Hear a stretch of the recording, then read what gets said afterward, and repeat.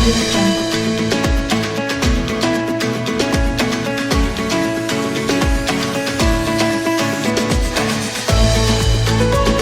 Audio Jungle. Audio Jungle. Audio Jungle. Audio Jungle.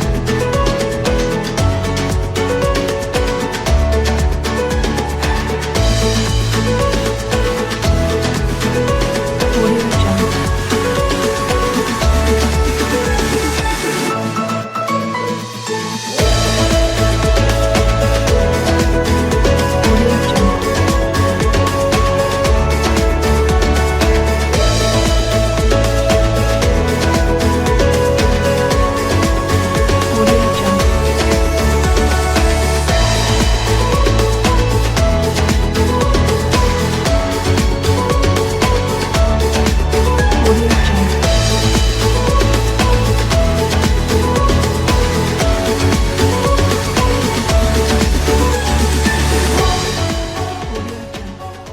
क्या क्या हुआ था ये 2020 में कोरोना चल रहा था। वो नीमच के मरीज, क्योंकि मशीनें यहाँ पे दो सरकारी अस्पताल में इसी जगह पे दो मशीनें थी, पर मशीनें ठीक ठाक नहीं चल पा रही थी, ठीक ठाक नहीं होती थी, काम नहीं कर पा रही थी। तो मरीजों को बाहर इलाज के लिए, डायलिसिस के लिए जाना पड़ता था। बाहर क्या मतलब, उदयपुर नज़दीक सबसे पहला सेंटर वो था, दूसरा इंदौर था। तो चूंकि सार्वजनिक संसाधन जितने भी परिवहन के थे, ट्रेन हो, बस हो, वो सब बंद थी। किसी को भी बाहर जाने के लिए कलेक्टर की इजाज़त लेना आवश्यक था। वो कलेक्टर, जो तत्कालीन कलेक्टर जितेंद्र राजे जी ने मुझे सुझाव दिया, मुझे पीछे पड़े, उनकी प्रयासों से एक समिति का गठन किया। ये बात 2020 जुलाई के आखिरी में हमारी प्रक्रिया प्रारंभ की। सब लोग मिले, समिति के लोग इकट्ठे हुए, सब ने रजिस्ट्रेशन कराया। 13 अगस्त 2020 को हमें रजिस्ट्रेशन हुआ सोसाइटी का। मात्र 17 दिनों में 31 अगस्त, आज 30 अगस्त है, करीब 4 साल पहले 31 अगस्त से हमने 5 मशीनों के प्रारंभिक प्रक्रिया, नहीं 5, 3 पुरानी मशीन, 3 नई मशीनें, 2 पुरानी मशीनों को ठीक करवा के विधिवत रूप से संचालन किया। और संचालन शुरू करने के बाद में लोगों को लाभ मिलने लगा, दानदाताओं का भरपूर सहयोग मिला। मशीन जब नहीं खरीदी तब सहयोग मिला, तो लोगों को यहाँ इलाज होना शुरू हो गया। धीरे धीरे मरीजों की संख्या बढ़ने लगी, ख्याति फैली, संसाधन यहाँ के अच्छे लगे, यहाँ की प्रक्रिया अच्छी लगी, मशीनों की काम अच्छा मिला। वर्ल्ड की बेस्ट कंपनी जो मशीन बनाती है, वो अपने यहाँ पे सारी मशीन हमने शुरुआत करी थी, जब 3 खरीदी थी नहीं। उसमें 2 दानदाता प्रमुख रूप से उस टाइम पे शामिल हुए थे। एक तो गंगानगर परिवार है, अशोक गंगानगर जी का परिवार, दूसरा विक्रम सीमेंट, और तीसरा हम समिति के कुछ सदस्यों ने आपसी आर्थिक सहयोग इकट्ठा करके चालू कर दिया। बाकी भी साधन नहीं थे यहाँ पे, उनको भी लगा खर्च किया। धीरे धीरे मशीनों के लिए दानदाताओं का भी सहयोग मिलने लगा। आगे होके दानदाता सोनीपत में रहने वाले गुप्ता परिवार हमारे परिचित थे, वो भी एक किडनी रोगी हैं। तो जब उन्होंने यहाँ के सेंटर के बारे में सुना तो एक मशीन और कमरा बनाने का खर्च उन्होंने दे दिया। दूसरे दानदाता आए, श्री शरद जी गगरानी के चाचा जी बम्बई में रहते हैं, यहाँ से उनका परिवार यहीं का है, सब कुछ है, पर बरसों से बम्बई में। उनको यहाँ की ख्याति पता लगी, उन्होंने मशीन दी। इस तरह से दानदाताओं का सहयोग लगातार मिलता रहा। धानु का परिवार का मिला। अभी अपने पास में 2 जो पुरानी मशीन शासकीय थी वो काम नहीं कर पा रही, उनको हम थक चुके हैं, तो अब 12 मशीनें हमारे पास वर्किंग में है। 21,519 लोगों का टोटल डायलिसिस कल शाम तक का आंकड़ा है ये। उसमें गंभीर रोगी भी कई आए जो एकदम क्रिटिकल से पोजीशन में यहाँ पहुँचे, पर उनको लाभ मिला। छोटे छोटे बच्चे भी आते हैं, आज भी अभी एक 14 साल का 15 साल का बच्चा आपको मिलेगा, कृपया उसकी भी जान लें। मरीजों को सेवा का बहुत अच्छा काम मिल रहा है। अभी यहाँ पे अभी उपलब्ध राजस्थान, जबकि काफ़ी चिकित्सा के क्षेत्र में शासकीय चिकित्साएँ भी अपने यहाँ से बेहतर मानी जाती है, तो राजस्थान के मरीज भी आते हैं। चित्तौड़ जिले से, उससे आगे के मंदसौर से आगे के सीतामऊ के मरीज यहाँ आते हैं। जावरा के मरीज अपने यहाँ पे। अपने यहाँ 2 चीज़ें और स्पेश रूप से उल्लेखनीय करने लायक बात वो है कि H1B पॉजिटिव के कुछ मरीज होते हैं, HIV के कुछ मरीज होते हैं, उनकी भी डायलिसिस आवश्यकता पड़ती है, हम करते हैं। तो उनके लिए अलग से पूरा कमरा एकदम सेपरेट रखना पड़ता है, क्योंकि वो एक शासकीय और एक प्रोटोकॉल्स होते हैं हेल्थ से रिलेटेड, मेडिकल से रिलेटेड, उनका पालन करते हुए उन रोगों की भी करते हैं।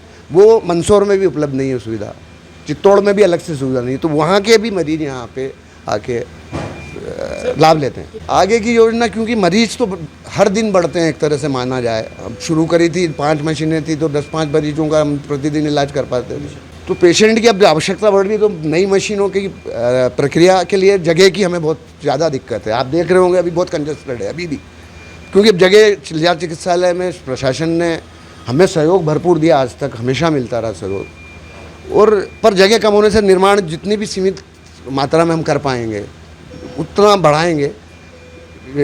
अभी अगले 2-3 महीने में 3 मशीनें और लानी भी है। इसके लिए शासन द्वारा हमारा ये जो समिति का और रोगी कल्याण समिति का एक समझौता है, उसमें कुछ शर्तें हैं।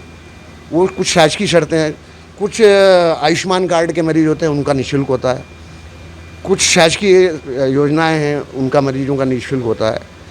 वैसे हम 500 रुपये की हमें रसीद कटाना पड़ती है। अगर दूसरे मरीज हैं रोगी कल्याण समिति के माध्यम से, वो पैसा हमें नहीं प्राप्त होता है। हमारा अनुबंध है, शासन से अनुबंध है कि वो हमें प्रति जितने भी डायलिसिस किए जाते हैं उनके लिए एक निर्धारित शुल्क है 1100 कुछ रुपये का, वो हमें प्राप्त होता है। समिति में सदस्यों के साथ में समिति के जो सदस्य नहीं उनका भी खूब भरपूर सहयोग मिलता है, दान के रूप में, फिजिकल रूप में, और बहुत सारे लोग हैं शहर से जुड़े हुए। 35-40 एग्जैक्ट फिगर मुझे याद नहीं है अभी सदस्यों की, कितने हैं हम, 35 से 40 के बीच में हम सदस्य हैं। ये तो आप देख ही रहे कि जगह की तो बहुत कमी पड़ रही है। इस पहले जो कलेक्टर साहब थे उन्होंने भी एक कमरा और अलॉट कर गए थे, यहाँ पे आए थे विजिट करने, उन्होंने एक कमरा और अलॉट कर, लेकिन चूंकि अभी जो मेडिकल कॉलेज से संबद्ध होने के कारण वो वापस अस्पताल प्रशासन ने वो कमरा हमसे वापस ले लिया।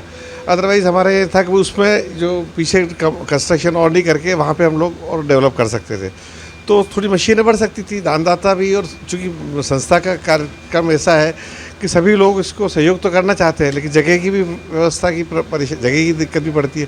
तो ये जगह को और थोड़ी सी मिल जाए, जगह उपलब्ध हो, दे सके तो मशीनें तो और दानदाताओं से सबके सहयोग से और मिलकर और लोगों की दिन ब दिन बढ़ ही रहे। मरीज़ तो सभी तरह के मरीज बढ़ ही रहे। प्रतिदिन 2 शिफ्ट में होती है तो 24, 27, 28 3 दिनों में 30, कभी तीसरी शिफ्ट भी करनी पड़ती है तो 30, 32, 30, 31, 32 भी होती है, लेकिन हमेशा 3 शिफ्ट ही होती है। नॉर्मली 24, 25 एवरेज रोजाना होती है। यहाँ मोस्टली 2 शिफ्ट में डायलिसिस की जाती है और बिल्कुल ट्रेंड स्टाफ के द्वारा, और यहाँ मैनेजर भी पूरा नियुक्त किया गया है कि वो सभी भी चीज़ों के ऊपर पूरी जानकारी हमें भी बताता रहे और यहाँ की पूरी ध्यान भी रखे। तो यहाँ 2 शिफ्ट में मोस्टली की जाती है, लेकिन तीसरी शिफ्ट में अगर मरीज और रहते हैं तो उसकी व्यवस्था पूरी हमने पहले से कर रखी है कि किसी भी मरीज के साथ ऐसा नहीं हो कि कोई दूसरी परेशानी आए उसको। तो तीसरी शिफ्ट में अगर ज़रूरी होता है तो हम तीसरी शिफ्ट में यूज़ करके और उस मरीज़ को पूरी सहायता की जाती है। जी, डायलिसिस में अगर आप फॉलोअप पूरा नहीं करेंगे, कोई भी केमिकल गलत यूज़ कर देंगे तो उसमें दिक्कत आती है। तो इन सब चीज़ों का हम पूरा ध्यान रखते हैं, एक एक चीज़ का बारीकी से उसके ऊपर निरीक्षण करके और उसको डायलिसिस के लिए यूज़ किया जाता है ताकि मरीज को इस चीज़ से किसी भी तरह की परेशानी ना हो। मानव सेवा समिति 2020 में कोरोना काल में स्टार्ट की गई थी कि बहुत ज़्यादा परेशानी होने की वजह से ये संस्था शुरू की गई थी और निरंतर इसमें मरीज भी बढ़ते जा रहे हैं और हम भी मशीनों के लिए हमारे पास थोड़ी सी जगह की कमी आ रही है। अदरवाइज़ हम मशीन भी और दानदाताएँ हैं हमारे पास, तो अगर थोड़ी सी जगह और मिलेगी तो पेशेंट को, और हमारे यहाँ पे आज बाहर के राज्यों से भी यहाँ पर आ रहे हैं, क्योंकि यहाँ की जो व्यवस्था है वो सभी, कोई भी पेशेंट ये बोल के नहीं जाता है कि मुझे किसी तरह की परेशानी हुई है।